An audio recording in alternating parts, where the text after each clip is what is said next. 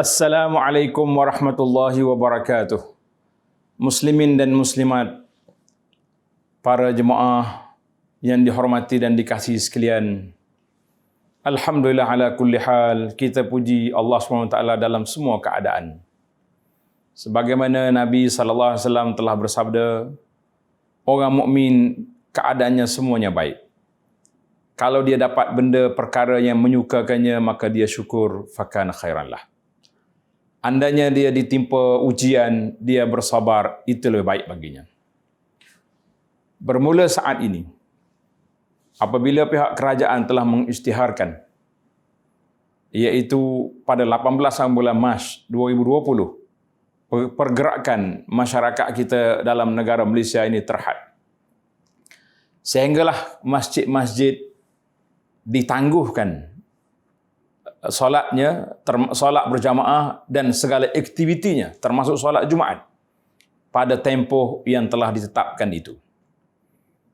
Maka bagi kita orang yang beriman, ahlul masajid, orang yang sentiasa hatinya terikat dengan masjid, akan terasa sedih, sayu, dan berbagai-bagai perasaan yang difikirkan dalam kepala mereka.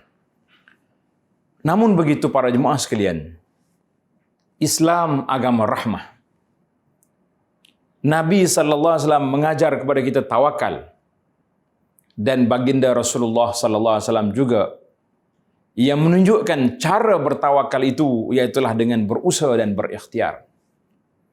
Dalam peperangan Uhud, Nabi kita pakai 2 baju besi.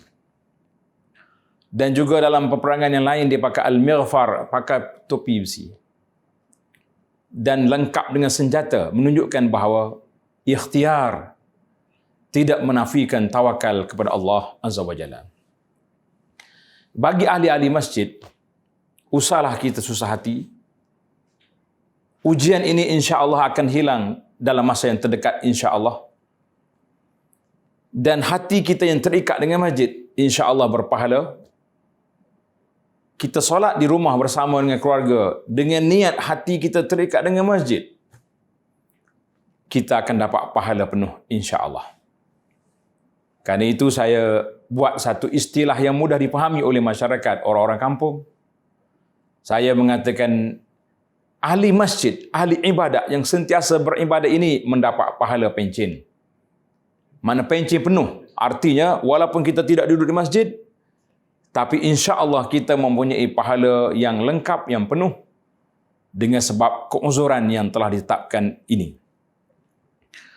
Manakah dalil? Di manakah sandarannya untuk menenangkan perasaan ahli-ahli masjid, ahli-ahli ibadat? Di sini saya bawakan 2 hadis Nabi sallallahu alaihi wasallam. Dalam satu perjalanan, hadis ini diriwayatkan oleh Sayyidina Anas bin Malik radhiyallahu anhu. Katanya, kunna ma'an Nabi sallallahu alaihi wasallam fi ghuzatin. Kami berjalan dalam satu peperangan. Dalam riwayat Bukhari disebut raja'a min ghazwati Tabuk. Nabi kita balik daripada peperangan Tabuk yang sangat jauh. Tabuk ni daripada Madinah ke Tabuk, jarak dia 700 km, lebuh raya sekarang. Dalam perjalanan menuju ke Al-Madinah Al-Munawwarah, Nabi SAW berkata, inna bil madinati aqwaman.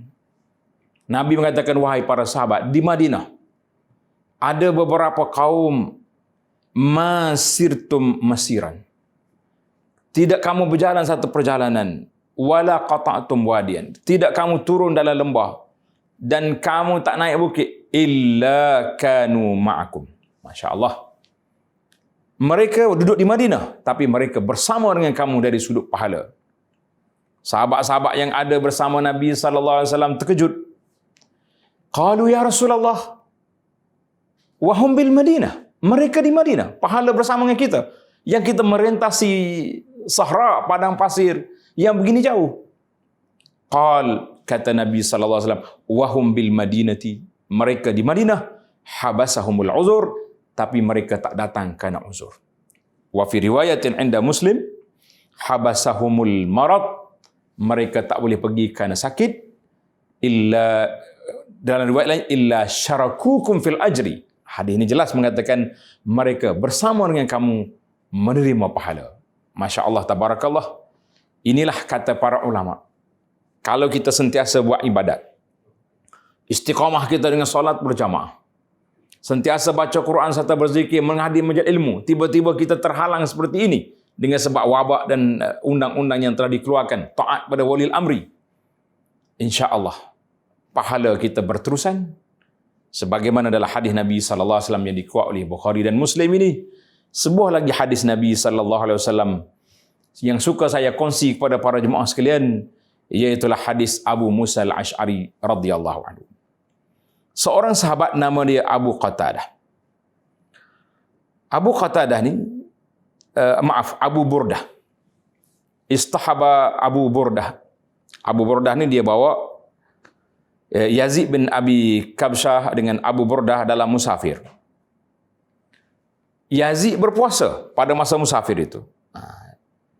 Yazid bin Abi Kabsyah wa Abu Burdah berjalan dalam musafir. Yazid berpuasa dalam musafir. Faqala Abu Burdah kata, ya Yazid, kenapa kamu berpuasa? Aku telah dengar daripada Abu Musa al-Asy'ari radhiyallahu anhu beberapa kali berkata, dia dengar Nabi kita sallallahu alaihi wasallam bersabda, "Idza maridal 'abdu aw safar." Apabila seorang hamba itu sakit atau dia bermusafir, kutiba lahu mislu ma kana ya'malu muqiman sahihan. Masya-Allah, tabarakallah. Bila orang ini musafir, banyak ibadat-ibadat dia tergendala. Kita puasa, kita penat, kita buka, tapi kita sudah terpuasa di masa dia tidak musafir. Ataupun sunat-sunat qabliyah, ba'diyah tak dapat dilakukan kerana dalam musafir kita jamak salat. Au iza maridah, ataupun sakit. Apa kita dapat? Allah SWT akan ditulis baginya maka ya'malu muqiman sahihan, ditulis sebagaimana dia muqim dan ketika dia sihat. Masya Allah, tabarakallah. Jadi para jemaah sekalian, ikutlah, taatlah kepada walil amri, duduk di rumah, teruskan beribadat bersama keluarga, pahala kita mendapat pahala penuh seperti kita berada di masjid pada waktu-waktu yang biasa. InsyaAllah pahala berterusan, duduk di rumah dapat pahala, ataupun dalam istilah kalau boleh digunakan, pahala pencen yang penuh, tetapi kita mempunyai ruang untuk bersama dengan keluarga dan sekaligus taat kepada arahan. Mudah-mudahan Allah Ta'ala hilangkan penyakit COVID-19 dalam masa yang terdekat, insya-Allah. Subhanakallahumma hamdika, aqulu qawli hadza. Wassalamualaikum warahmatullahi wabarakatuh.